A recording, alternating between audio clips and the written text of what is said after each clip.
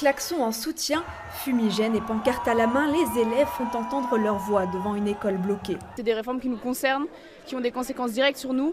Et il n'y a aucun moment où on vient demander aux élèves « Ok, qu'est-ce que vous en pensez? C'est quoi vos besoins ?» On veut juste étudier dans de bonnes conditions. Si les profs ne le sont pas et qu'ils doivent travailler 2 heures de plus sans rémunération supplémentaire, en fait, ça ne va pas le faire. Il y a des gens qui vont se retrouver avec plusieurs profs différents pour une seule matière parce qu'en fait, ça ne va plus coller avec le nombre d'heures qu'ils ont. Et donc ça va pas en fait. Pas de cours aujourd'hui dans cette école communale d'Ixelles.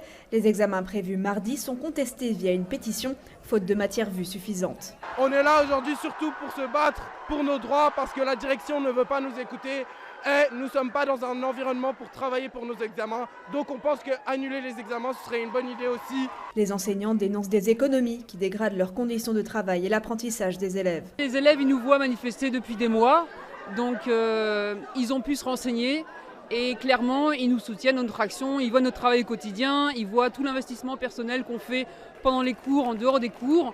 Et donc forcément, ils sont avec nous. Il faudra passer moins de temps avec les élèves au final, c'est eux qui vont pâtir de tout ça, dans nos cours, dans nos préparations, dans nos corrections, mais aussi tout ce qu'on fait à côté en fait. Moi, je fais des voyages de réto, l'année prochaine, il n'y en aura pas. Fait plus rare, les parents soutiennent le mouvement pour défendre un enseignement accessible et de qualité. C'est un mouvement en fait plus large que juste une revendication de prof en fait. Même si c'est problématique aujourd'hui pour les examens, si les lois passent, ça va être problématique pour toute leur scolarité à venir.